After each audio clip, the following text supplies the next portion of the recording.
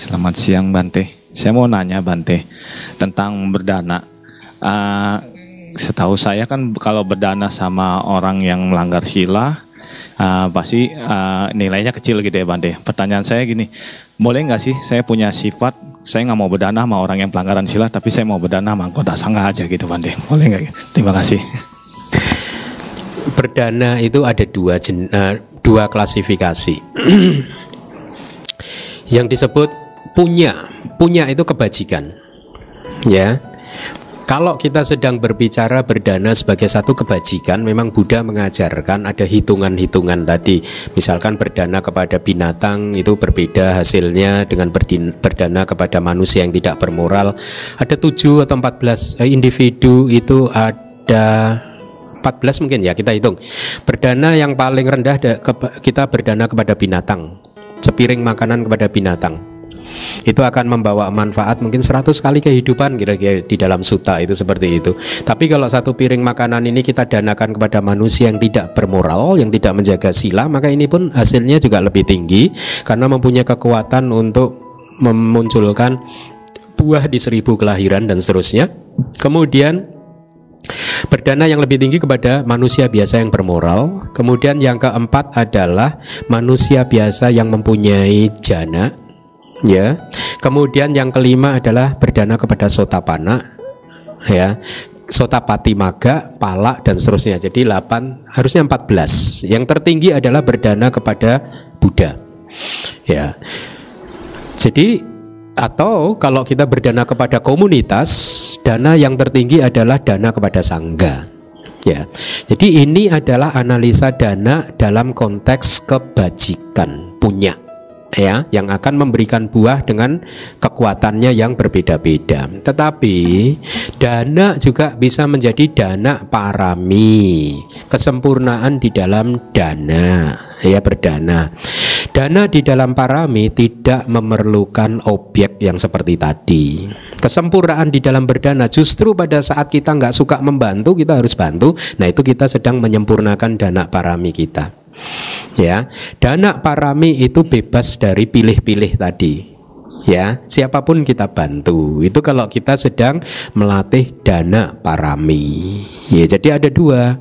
Kalau sebagai kebajikan, sebagai karma baik, memang Buddha mengajarkan ada perbedaan kualitas buahnya.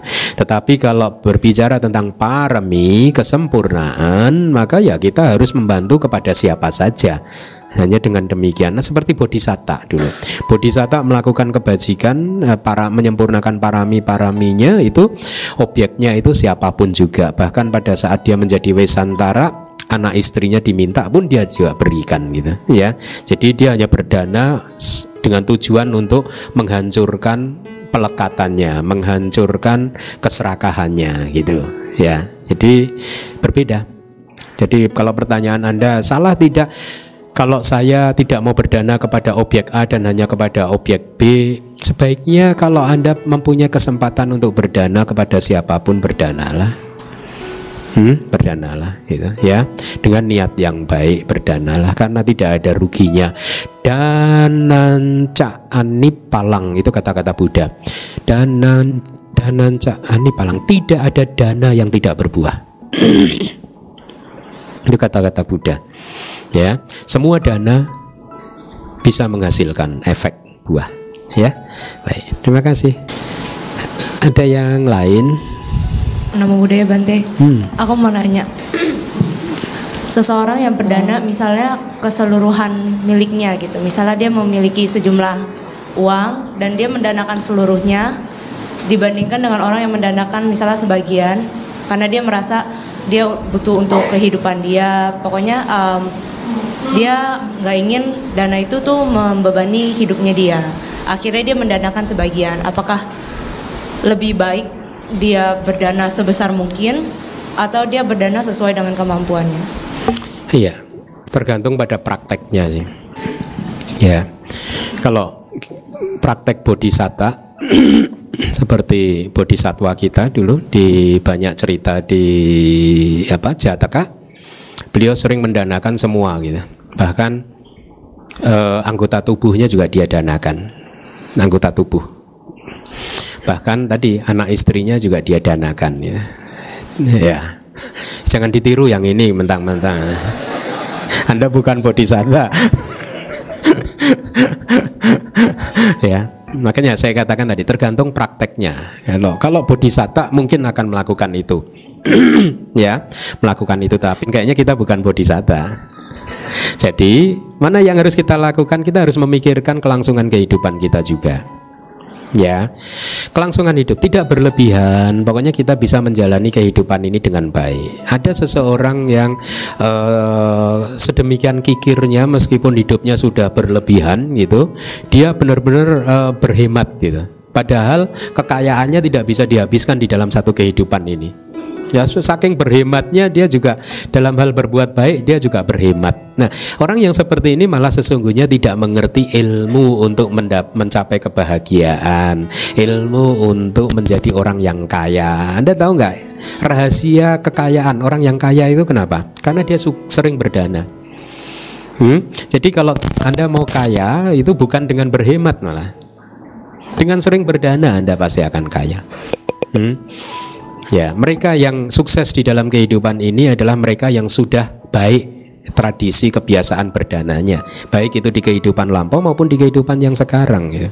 Ya, saya pernah bertemu dengan seseorang yang mengatakan di dalam kehidupan kali ini saja dia sering berdana, tetapi dia juga bisa melihat bahwa maaf ini rezekinya, bisnisnya itu jadi semakin lancar, kayak air sumur itu airnya muncul terus gitu. Jadi malah tidak habis-habis, malah makin banyak gitu. Saya pernah bertemu dengan satu orang yang mengatakan hal seperti itu dari kehidupannya sendiri, pengamatan dia ternyata dengan semakin berdana malah membuat segalanya menjadi semakin lancar, semakin mudah. Nah, jadi untuk menjawab pertanyaan Anda, apa yang harus kita lakukan? Apakah kita berdana semua? Kalau kita danakan semua dan kemudian akan membuat hidup kita akan dapat masalah, maka ya jangan dilakukan, karena itu pasti akan mengganggu latihan kita, akan menjadi trigger untuk memunculkan defilements, kotoran-kotoran batin, emosi-emosi negatif, akan membuat kita juga menjadi hidup penuh dengan kesulitan, seperti kata-kata Buddha, Dali diang bikawe dukang loka semingka makbukino, ini kata-kata Buddha. Wahai para biku, kemiskinan adalah penderitaan buat orang-orang yang masih hidup penuh dengan mengejar kenikmatan indrawi atau orang berumah tangga ya, seperti Anda. Kenapa Buddha mengatakan kalau seseorang yang miskin akhirnya tidak tahu bagaimana besok harus melanjutkan kehidupannya, akhirnya mengharuskan dia untuk berhutang. Itu pun sudah satu penderitaan, itu kata-kata Buddha. Kemudian pada saat berhutang dia berjanji bulan depan akan saya lunasi. Pada saat bulan depan jatuh temponya tidak bisa melunasi, dia akan mendengar caci maki dari pemiliknya, orang yang dia pinjamin. Itu pun juga satu penderitaan. Dia janji-janji terus tidak dipenuhi, itu juga penderitaan. Sampai akhirnya orangnya marah, dilaporkan ke polisi, itu penderitaan. Ditahan, penderitaan, dan seterusnya. Jadi itu kata-kata Buddha yang menyiratkan kepada Anda semua, jangan miskin. Kalau Anda miskin, Anda nggak bisa dana makanan buat saya loh. Jadi jawabannya adalah gunakan kebijaksanaan supaya kehidupan masih tetap bisa berlangsung. Jangan memutuskan sesuatu secara emosional, ya. Tetapi Anda harus pastikan, karena kadang emosional tidak hanya berkaitan dengan memberikan semuanya, tetapi emosional juga bisa berdampak pada kekikiran. Ya, kekikiran. Kalau kita bisa memberi katakanlah 1.000, ya sudah 1.000 kita beri gitu. Jangan kemudian dan kita sudah perhitungkan bahwa sisanya masih cukup untuk kita melanjutkan kehidupan, atau besok toh juga ada rezeki lagi karena bisnis masih berputar misalkan. Maka Anda harus semakin menyempurnakan dana Anda. Artinya menyempurnakan itu, kalau tadinya hanya berdana 1.000, pelan-pelan Anda tingkatkan dari 1.500, 2.000, 3.000 seiring dengan pertambahan dari misalkan tabungan-tabungan Anda dan lain sebagainya. Karena sesungguhnya tujuan kehidupan kita itu adalah menghancurkan kemelekatan kita tadi. Ya. Ini kalimat Buddha lagi tentang berdana. ibaratnya rumah terbakar, rumah yang terbakar, maka semua tempayan yang sudah terbakar bersamanya sudah tidak bisa dipakai lagi. Ya, tempayan, tahu tempayan ya? Tempayan yang ikut terbakar sudah tidak bisa dipakai lagi. Hanya tempayan yang tidak ikut terbakar yang masih bisa dipakai lagi. Ini perumpamaan yang indah yang diberikan oleh Buddha. Kemudian Buddha melanjutkan, semua harta kekayaan Anda yang sudah Anda pakai untuk memuaskan ego-ego Anda, untuk memuaskan nafsu-nafsu Anda, untuk kepentingan pribadi Anda, itu semua ibaratnya adalah tempayan yang sudah terbakar. Karena Buddha mengatakan kita manusia ini setiap detik terbakar juga. Terbakar oleh apa? Terbakar oleh usia tua, terbakar oleh penyakit, terbakar oleh kematian. Jadi semua duit, uang Anda yang Anda pakai untuk hanya kesenangan sendiri ya, untuk menyenangkan diri sendiri, untuk memuaskan nafsu-nafsu Anda, uang-uang tersebut itu adalah ibaratnya tempayan yang sudah terbakar, yang sudah tidak akan bisa Anda pakai di kehidupan berikutnya. Tetapi dana Anda yang Anda berikan untuk dana parami, dana ini, dana itu dan lain sebagainya untuk menolong orang lain ya, tidak hanya di lingkungan Buddhis, mungkin ada teman-teman Anda yang non Buddhis yang membutuhkan bantuan, kemudian Anda bantu dengan dana-dana Anda, maka itu adalah ibaratnya tempayan yang tidak ikut terbakar. Dana Anda yang Anda pakai untuk menolong orang lain, untuk melepaskan pelekatan kita, itu adalah tempayan yang tidak terbakar, yang masih bisa dipakai di kehidupan kita yang berikutnya. Itu nanti yang akan mengikuti Anda terus, yang akan mendukung lancarnya bisnis Anda, yang akan mendukung mudahnya Anda mencari uang di dalam kehidupan ini ataupun besok ya, yang akan mendukung Anda untuk mencapai nibbana juga. Ya, karena kalau dana parami Anda sudah sempurna, benar-benar sempurna, nibbana sudah di depan mata. Ya. Jadi sekarang Anda hitung berapa persen dari Anda, dana Anda, uang Anda yang ibaratnya adalah tempayan yang sudah terbakar. Kalau di sebelah ada tempayan yang tidak terbakar itu 10%.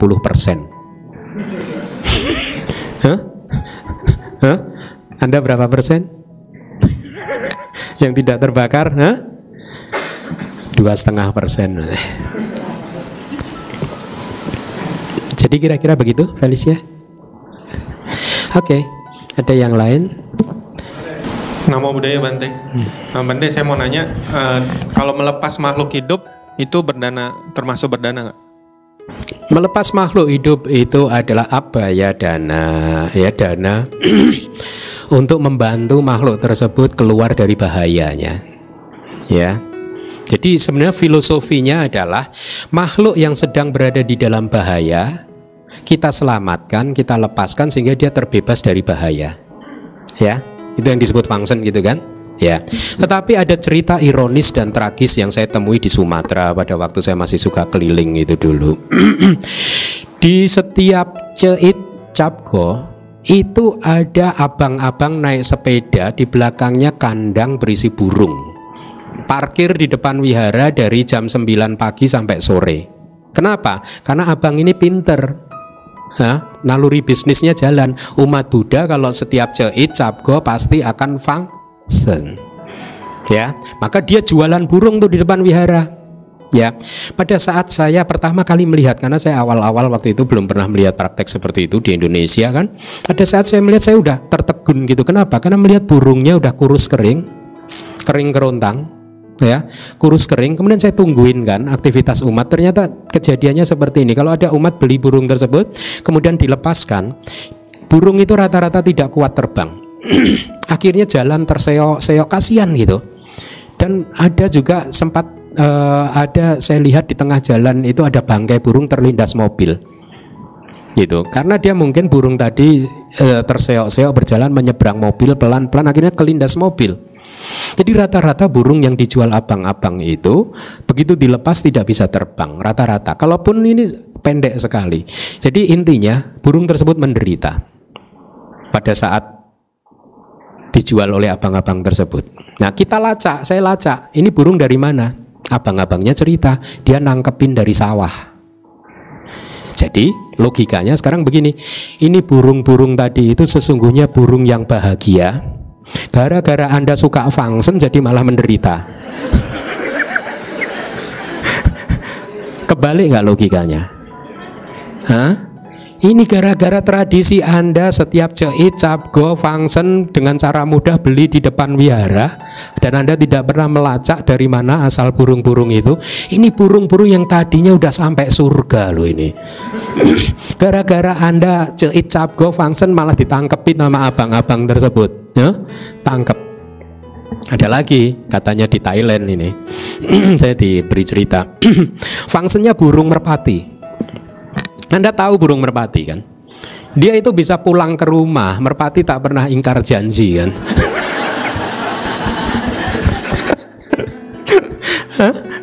Saya dengar cerita ini dari teman biku. Jadi Ceit Capgo, orang tersebut jualan merpati di depan wihara dan umat beli loh. Dan Anda tahu begitu dibeli merpatinya dilepas, balik ke rumah si abang-abang tadi lagi. Wah ini bisnis bagus, ini modal kecil untung besar kan? Ya enggak? Ya enggak? Modalnya kecil, hanya melatih burung.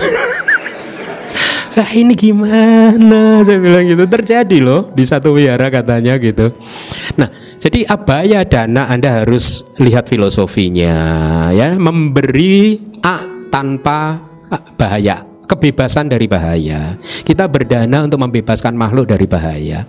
Jadi dari logika ini akhirnya yang berdana abaya yang benar seperti apa? Fangsen yang benar ya Anda pergi ke pasar-pasar ikan, apa yang jual ikan yang masih hidup gitu kan. Pada saat si penjualnya sedang mau membunuh itu, apanya pisaunya sudah diangkat, Anda langsung stop gitu.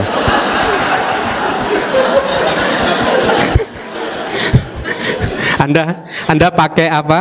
Kayak Superman apa gitu kan? Stop gitu. Saya belinya ya gitu, saya beli, Anda selamat. Nggak, maksudnya seperti itulah kira-kira. Jangan juga praktek fangsen janjian sama penjual.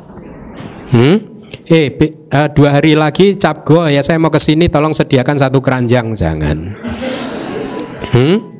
Jangan, kenapa? Karena membuat dia udah siap-siap. Tadi belut yang tadinya udah bahagia, udah sedikit lagi mau mencapai nirwana, ditangkepin jadi gagal kan.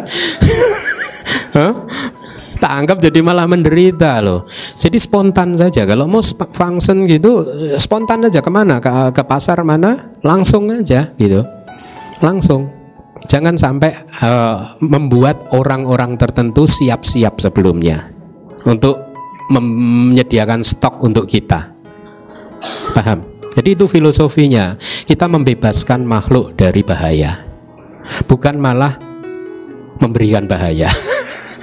Ya, baik.